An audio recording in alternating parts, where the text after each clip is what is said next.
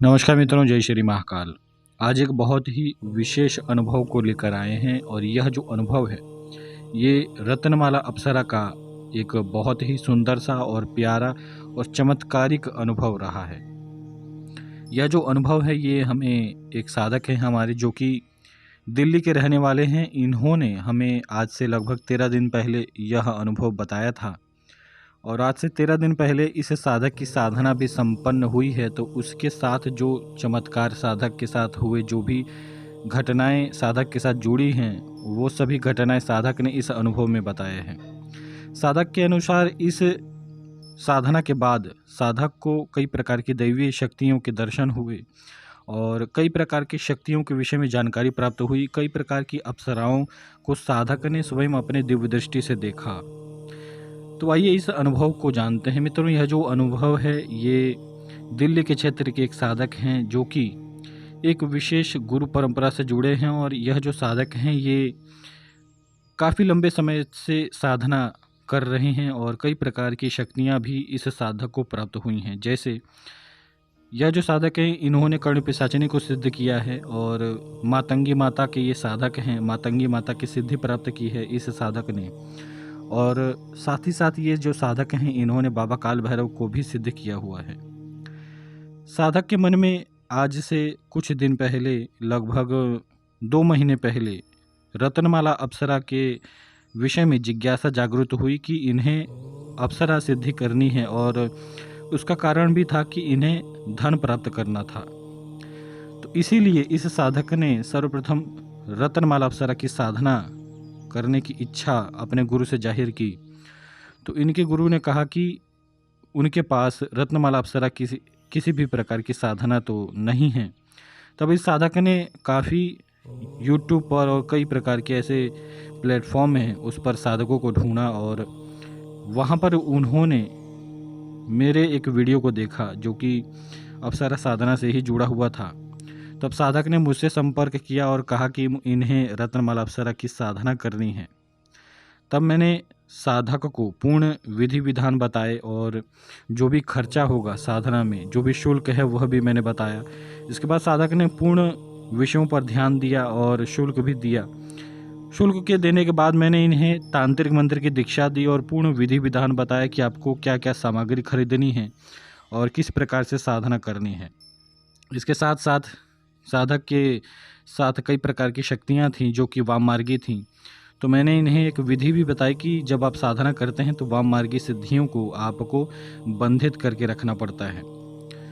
तो उस विधि को भी साधक ने किया और अपनी सिद्धियों को एक विशेष स्थान पर बांधा और इसके बाद साधक ने रत्नमाला अप्सरा की साधना आरंभ की। क्योंकि यह एक सात्विक साधना थी तो वाम मार्गी शक्तियों को अपने शरीर से दूर रखना होता है।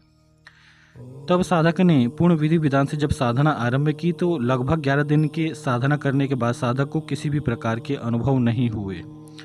लेकिन फिर भी साधक लगे रहे क्योंकि इन्होंने मातंगी माता की साधना भी काफ़ी लंबे समय तक की थी।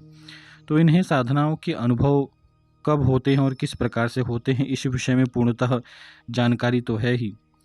तब होता यह है मित्रों कि 11 दिनों के बाद इनकी कुंडलिनी शक्ति जो कि पहले से ही जागृत थी, लेकिन काफ़ी लंबे समय से ये केवल गुरु मंत्र का ही जप कर रहे थे, इन्होंने किसी प्रकार की विशेष साधना नहीं की थी। इस कारण से कुंडलिनी शक्ति थोड़ी डाउन हुई थी। तो जब इन्होंने दोबारा साधना आरंभ की और साधना में काफ़ी लंबा समय लगता था क्योंकि मंत्र जप अधिक करना होता था, तो इनकी कुंडलिनी शक्ति दोबारा से जागृत हुई। शरीर में कंपन होता था, वाइब्रेशंस होते थे और शक्तिपात होता था। 15वें दिन इन्हें ऐसा लगने लगा कि मानो इनके आसपास कोई दैवी शक्ति मंडरा रही है। और इस अनुभव के बाद साधक को थोड़ा सा हर्ष हुआ कि भाई हो सकता है अप्सरा ही हैं जो कि मेरे आसपास घूम रही हैं, क्योंकि मैंने अपनी स्वयं की सिद्धियों को तो बांध दिया है। इसके बाद साधक ने और भी लंबे समय तक साधना की और 20 से 21 दिन जब हुए तो साधक के निकट में ही वह अप्सरा आकर बैठी और साधक के कंधे पर अप्सरा ने, यानी कि जो रत्नमाला अप्सरा हैं, उन्होंने अपना हाथ रखा।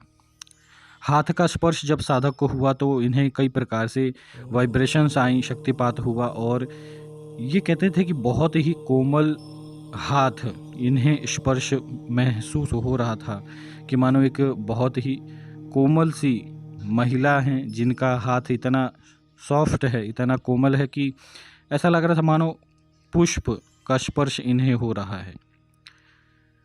और साथ ही साथ वातावरण में एक बहुत ही दिव्य सुगंध भी फैल गया था। तो साधक को पूर्णतः यह अनुभव हो रहा था कि हो ना हो ये रत्नमाला अप्सरा ही हैं। साथ ही साथ स्वप्न भी इन्हें आ रहे थे इन दिनों। लगभग 20 से 21 दिन जब हो चुके थे तो साधक को कई प्रकार के दैवीय स्वप्न आ रहे थे, जैसे कि ये स्वर्गलोक की यात्रा कर रहे हैं, हवा में उड़ रहे हैं और कई प्रकार की दैवीय शक्तियों के साथ ये बात कर रहे हैं। और ये बताते हैं कि स्वप्न में ही इन्हें कई प्रकार के दैवीय शक्तियों के विषय में पूर्णतः जानकारी प्राप्त हुई कि ऐसी ऐसी शक्तियाँ भी होती हैं। जैसे कर्ण बेताल के विषय में इन्हें जानकारी प्राप्त हुई और देवलोक के कई ऐसे गंधर्व हैं जो कि बहुत ही शक्तिशाली होते हैं, उनकी साधनाओं के विषय में साधक को पूर्णतः जानकारी प्राप्त हुई। और आकस्मिक धन जिन मंत्रों से प्राप्त होता है, ऐसे मंत्रों के भी विषय में साधक को पूर्णतः जानकारी प्राप्त हुई। तो इन सभी विषय में साधक ने मुझे पूर्णतः जब अपना अनुभव बताया तो इस विषय में भी बताया और कुछ मंत्र भी साधक ने मुझे बताया। यदि संभव रहा तो भविष्य में आप सभी को वह मंत्र भी दिए जाएंगे जिनसे आकस्मिक धन भी प्राप्त होता है। तो इसके बाद साधक ने काफ़ी लंबे समय तक साधना की और जब 30वां दिन हो गया था, यानी कि 30 दिन साधक को साधना करते हुए गुजर गए। 30वें दिन साधक के सामने रत्नमाला अप्सरा प्रत्यक्ष प्रकट हुई और साधक ने जब रत्नमाला अप्सरा की सुंदरता को देखा तो कुछ क्षणों के लिए तो साधक अचेत से हो गए, क्योंकि साधक ने कई प्रकार की सिद्धियां कर रखी थीं, लेकिन ऐसी सुंदरता साधक ने कभी भी नहीं देखी थी, क्योंकि साधक ने अपने जीवन में कभी भी पहले अप्सराओं की साधना नहीं की थी।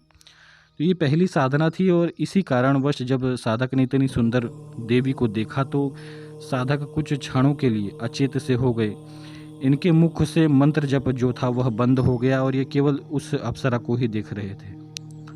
और ये बताते हैं कि जब ये इस प्रकार से देख रहे थे तो रत्नमाला अप्सरा जैसे महिला शर्माती है उसी प्रकार से रत्नमाला अप्सरा भी शर्माने लगी।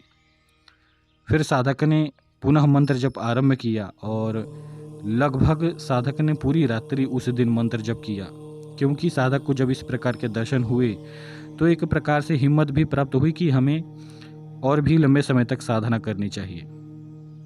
इसके बाद मित्रों साधक ने लगभग 40 दिनों तक साधना किया और इस 40 यानी कि 30वें दिन से 40वें दिन तक कई प्रकार के और भी दिव्य अनुभव हुए, लेकिन इसके विषय में हम आपको अगले वीडियो में पूर्ण जानकारी देंगे।